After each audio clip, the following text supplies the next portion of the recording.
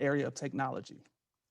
So Chancellor, before we get started with the questions from our campus, I really want to focus on a few questions to get us started. In the speech, you talked about our response to the pandemic, which has evolved a lot over the last 8 months. Can you talk about how the principle of being flexible has informed our response as an institution, and also what that looks like going forward? Thank you, Tyvee, and thanks for doing this today.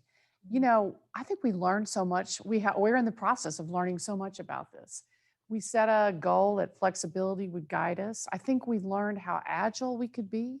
I mean, when you think about what we did in the spring, we just on a dime put all our courses online.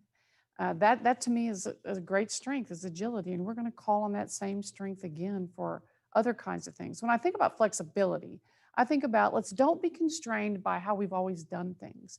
And honestly, the pandemic just forced us to let go of those constraints.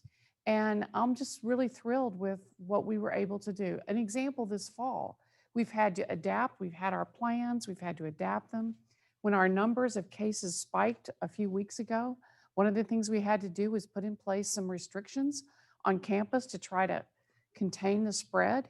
We did that. That wasn't part of the plan initially. We put them in place. Students didn't like it very much, but they were graceful about it, accepted them. Our numbers have come down and we were able to lift those restrictions. And I think it's just shown us that we can do things quickly, we can be agile, and we can make changes. It doesn't mean we did something wrong. It means we learned and we've adapted to the new situation. So I just thank everyone for their flexibility through all of this. Thank you, Chancellor. So you talk about the role of the flagship quite a bit. You also talked about our role as a land grant. How does our responsibility to the state of Tennessee evolve when we're in times of upheaval as we are right now? Well, you know, I think about the flagship and the land grant part of who we are and how that guided us up to this point during the pandemic.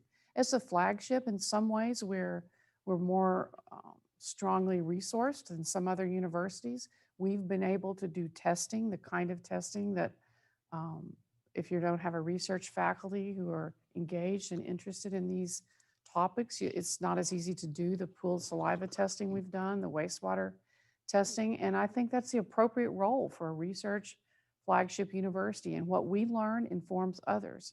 And so that's a benefit. I think when I think about the land grant, it's how do we help the state? How do we be in service to this state? And you see how our intellectual leaders step forward to help us, like with these converting these labs.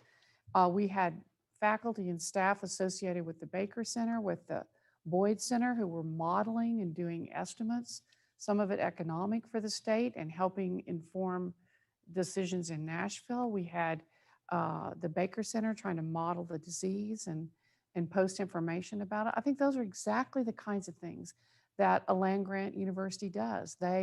We are here to serve the state, not serve ourselves. And I'm really proud of the way we've done that so far, and I know we're going to continue to do it as well. Thank you. So Chancellor, you and I both joined our students and our student athletes in the anti-racism march this past fall. So my question is, how do we as administrators, as faculty, empower and encourage our students to be leaders in moments like this? You know, I think back to this summer and how everyone was just stricken in a way about what had happened, what we saw. As our student athletes came back to campus, from the minute they got here, I understand many of them were thinking about how can I use my voice constructively to show my concern for the need for change, my concern for the need for unity. And just take that example. They planned that rally, several weeks of it. Tyvee, I know your office worked with them, leadership in the athletic department. One thing was how to do it safely. Everyone wore their masks. If you were there, you saw people with signs saying keep your distance, hand sanitizer everywhere. But also, I know that there were people in conversation with them about how to have an effective protest. And I think what we did here, what our student athletes were leaders in how to speak out with strength in your voice about change that we need, but to do it constructively. And I think we were a model for the rest of the country. I'm really proud of what happened there. I think in moments like that, we need to come together. And I think that was an example. Students, coaches, administrators, Tyvee, your office, mine, Randy Boyd's, we were there to support them. And I think we have to continue to work together like that because we all own those issues. What is it you say, Tyvee? Something, it's everybody's business Everyday every day or something like that. And I absolutely think that's true. And that's what I saw in that moment. Absolutely. So this year has been hard for many reasons, Chancellor. We've been through a lot, both as a community and as individuals. With that in mind, what excites you about the future of our university? Well, this too will pass, as my mother would say. We will be united again and having get togethers and meetings where we're not 6 feet apart and not wearing masks. I'm excited to do those things that I think we're all going to appreciate them so much more than we probably ever were before. But I'm excited about all the potential this university has, all of the opportunities. The Oak Ridge Institute is now, we're standing it up. We're going to be hiring faculty and bringing in graduate students to make that work.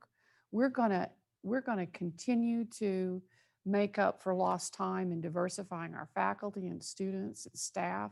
I'm excited by that work. I'm excited about this visioning process that's gone on, the ideas people have about how we be a modern land grant university. And I just can't wait to get back to that work, some of that work too.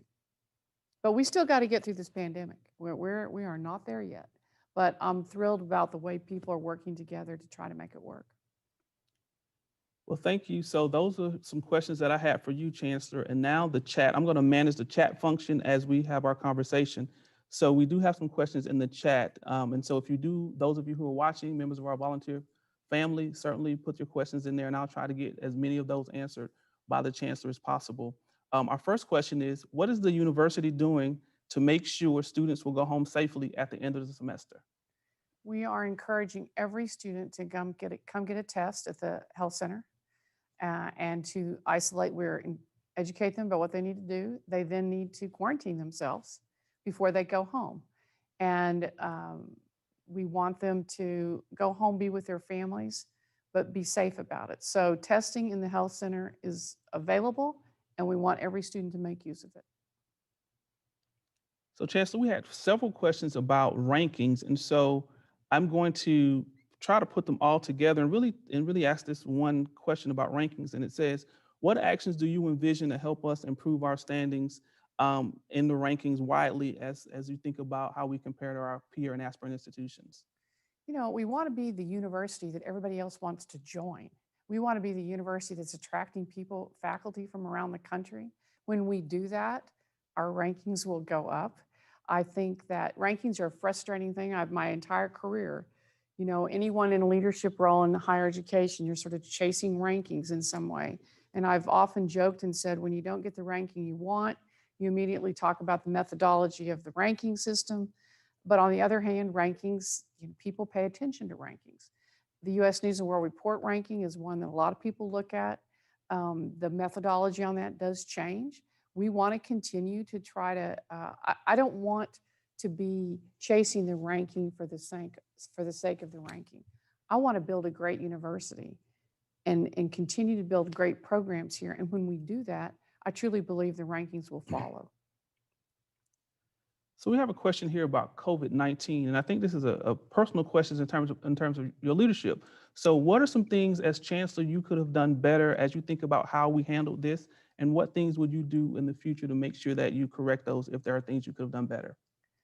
Well, I think, you know, we can always look back and say, I wish I'd done this, I wish I'd done that. I think when we got Deborah Burks here, it hasn't been that many weeks ago, it was so helpful to have an outside source of someone who was really, really closely connected to this, to look at our plans and review what we were doing, give us feedback. That was helpful in many ways. After she left here, I thought, wow, I wonder how we could have had someone of her stature here both for that.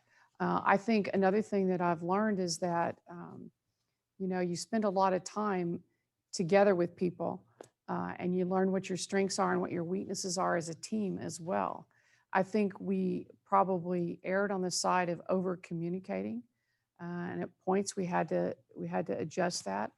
We still struggle with how to get information out to students who don't use the same media that I do. I read my email all the time. I think students tune into lots of other things. So I think there are things on the communication side we could have done better. Um, I'm really proud of what we did. We're still learning every single day. And I think that I wish we had gotten our pooled saliva testing up and running earlier. There were some reasons that didn't happen. Some of it had to do with equipment. It has been so helpful once we got it going. We now feel confident about what our infection rate is. It's very low, less than 1%, the last time I heard. We have a real rigorous plan for starting that and getting and doing it weekly, every dorm weekly in the spring.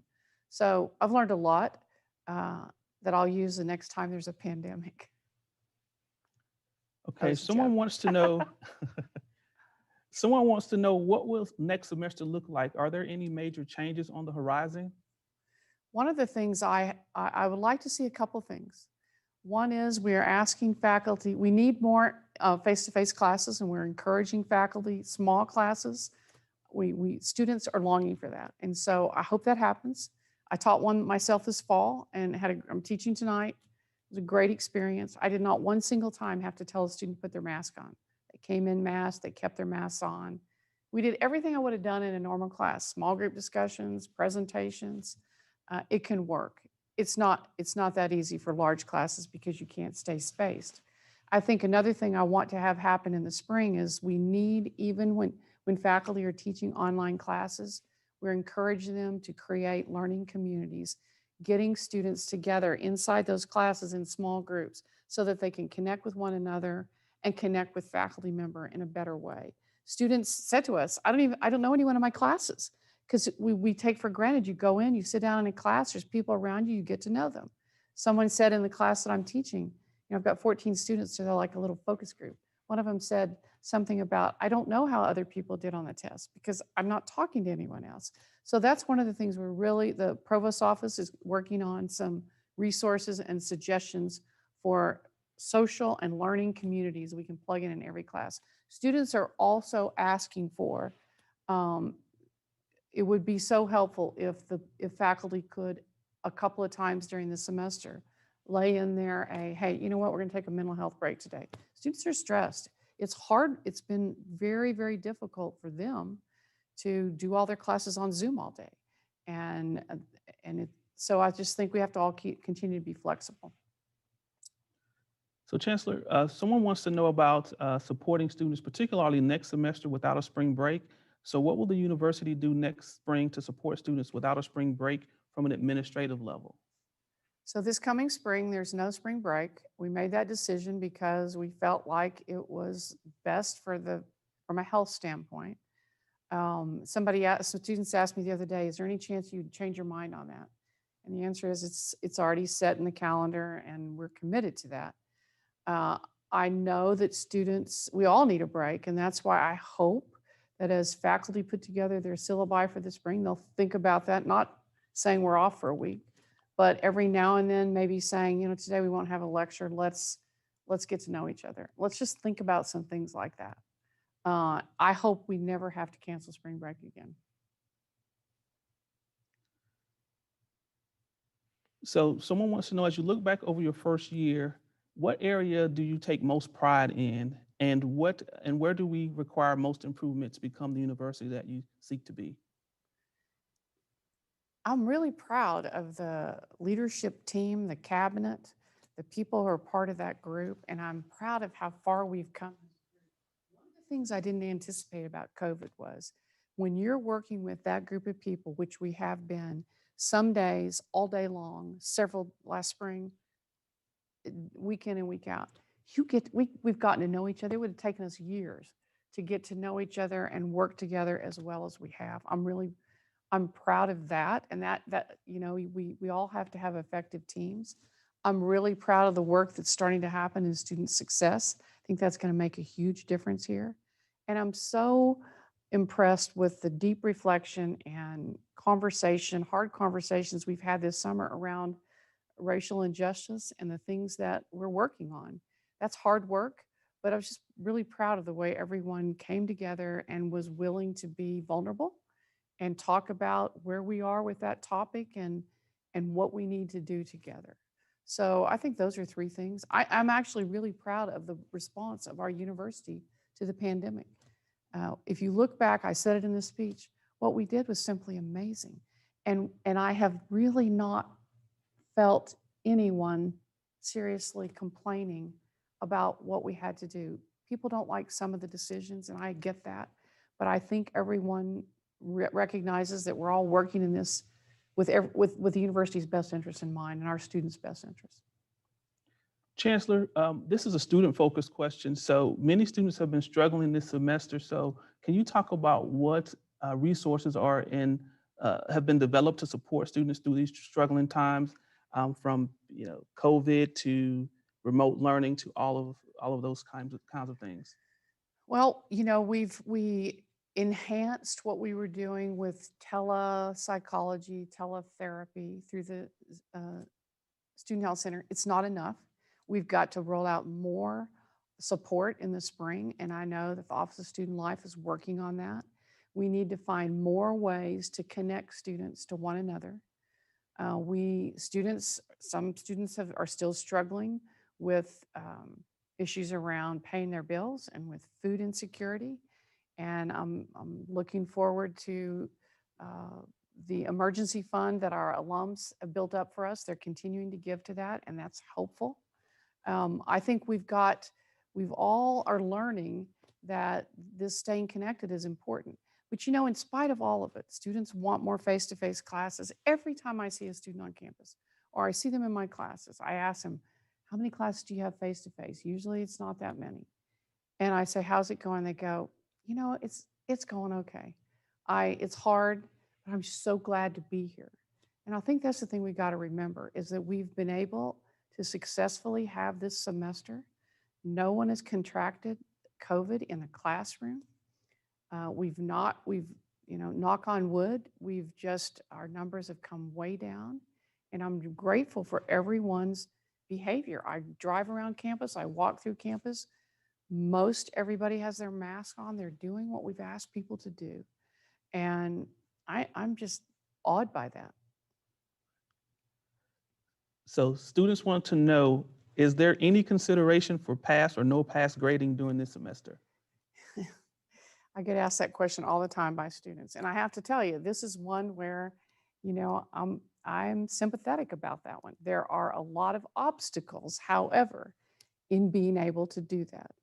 Um, Having to do with financial aid for students, having to do with the Hope Scholarship, an awful lot of students who could easily jeopardize their financial situation if they were to take too many courses without a grade.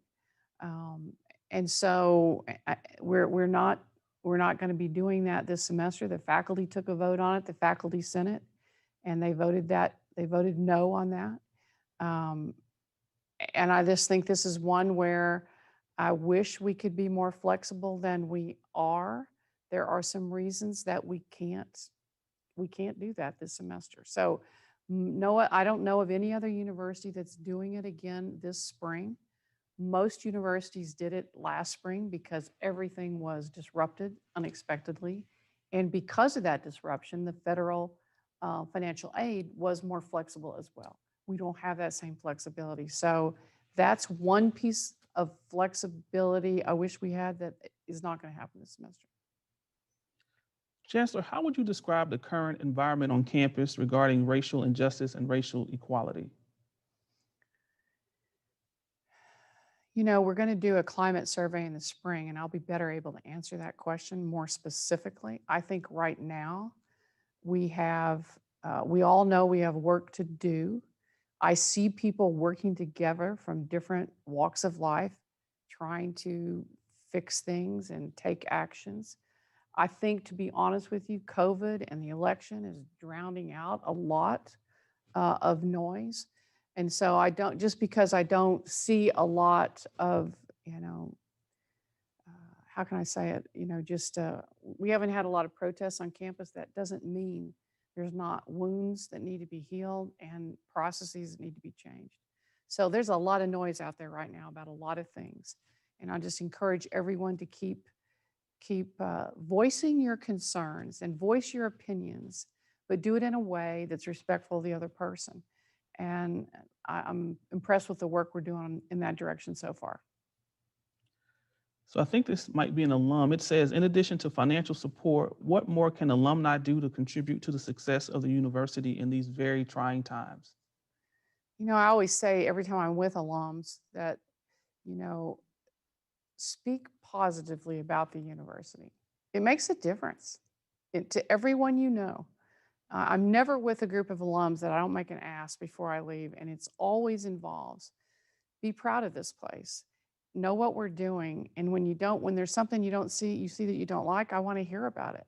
But mostly I want you to turn and tell your friends, this is a place to be proud of. It's our flagship. It's this university, it's this state's university. And when people do that, guess what? Your enrollments go up. People start sending their kids here. Our enrollments are really high this fall. And a big part of that is because we have a great story to tell it, and a lot of people are telling that story. So I encourage them to keep doing that. So one question about First Amendment rights. What can or is the university doing to make sure that students' First Amendment rights are protected? Well, we're always going to protect students' First Amendment rights. Um, our, we're it's a difficult line we walk sometimes. I know that the Frank Cuevas is working with SGA on revising the Student Code of Conduct to make it clear what our values are about how we speak and how we behave to one another. Um, and we're gonna put that first. People have a right to their views. I don't want people. My view is you can have your views, but voice them respectfully. And if we do that, we'll grow as a community, and a university ought to be the place where people can express different opinions and express them with passion. And it's okay and it's safe to do that. And that's different from hate speech. There's no room for hate speech on our campus, as far as I'm concerned. So this question is about the university and its help for faculty. This question asks, what is the university doing to help faculty during this difficult time? But I'm going to also add faculty and staff. So can you talk a little bit about what the university is doing to support faculty and staff during this time? Well, one of the things I'm proud of is Mary Lucal in HR has done a great job since and she has a team of people helping her, done a great job in supporting staff who are working from home. Um, Largely, that's been the groups that she's been working with. And I've zoomed in on some of those meetings. They get together and supporting each other. It's really hard to be at home, small children, you and your spouse both trying to do your job. And I think that we've provided sort of emotional support through some of those get-togethers and conversations. I talked to someone the other night who just signed up for she had just done the virtual, something that the Culinary Institute was doing, wine pairing and dinner together. And it's another way to connect. I keep coming back to this about connections. Human beings want to be together. And I think the more we can do that to help each other, remember we're a community. And I hope the time comes soon when academic departments can begin to come back to campus. I know with our team, it feels so good to be in a room together. 6 feet apart with our mask is odd, but it feels good. The energy, you still get the energy of those interactions. We hired 170 new faculty this year, and we've got to really work at bringing them into being part of our community. And so I encourage all the departments out there to reach out to new faculty who aren't showing up. Nobody's here like we used to be every day, but finding ways to stay connected to one another and encouraging people into the community. It's all of our responsibility. So we need to keep working at that. Chancellor, I've had several questions about the election. So with the election looming, how is the university preparing for the outcome, no matter which way the turnout? I want everyone to take a deep breath and vote. We were talking about registering. We're still voting early. Make your voice heard. and we will do what this country's always done, which is accept the outcome. And it's a stressful time. We've got plans in place for election day, for just being on alert and being careful about what's happening. I'm looking forward to uh, this being over and we get an outcome and we can move forward. But clearly, our country's divided and people are going to have strong feelings.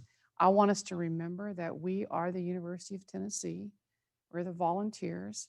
We can have differences and still be a community where students and faculty can come and experience the thrill of discovery and learning. And that's our mission, and we're going to continue that. So I got a question about meal plans. Is there any consideration for changing the requirement on the 7-day food plan for freshmen or improving the quality of offerings for fresh, healthy selections? I'm not sure I know what the 7-day food plan is, so I'm not going to talk about that. If we need to improve it, change it, I want to know more about it, but I can't speak to it right now. And I hear this frequently about more fresh food, healthy food around campus. And I know that suggestion is in the mix, and we need to continue to work on it. Our dining service is one of those things that got adjusted midstream. When we peaked, we then turned everything into a grab and go. And so we need to take a look at that. So I don't really have a great answer on that one, Tyvee, except that it's important that we have healthy options for people. And if we don't, we need to figure that out. So this next question, it says, what is the guidance for faculty and staff once classes end in November and don't resume again until January? Some departments have already made decisions about returning to work from home, but others still have not made decisions. Is there a directive or advice from the campus as a whole? We have not come up with a directive about how many people need to be where, when, but I will say this, that the campus is open. And when we come back in the spring, we don't want it to feel empty.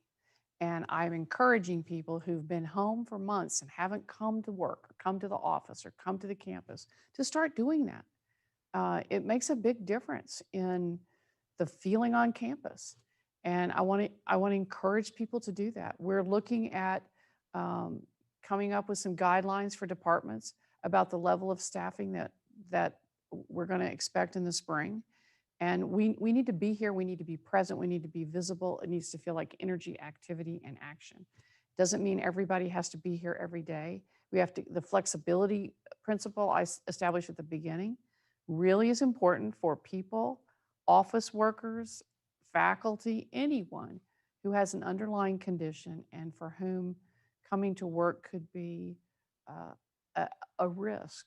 But one of the things we've learned is that the virus has not been transmitted here or most places at work or in the classroom. And so if you come up on the 5th floor of Andy Holt Tower, we are there. When I'm in my office, I don't have my mask on. When I go out and talk to Susan, I put the mask on. When we get together around a table and have a meeting, we have the mask on. And it can work. We just have to be careful and safe as we try to live our lives through this pandemic.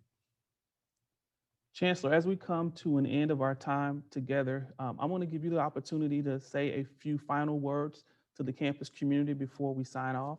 So the floor is yours. Well, thank you, Tyvee, for doing this today. And thanks everyone for tuning in. We have great opportunities ahead of us, and I'm thrilled to be leading this university. We've got to get through this pandemic, but we've got a semester and a half under our belt just about.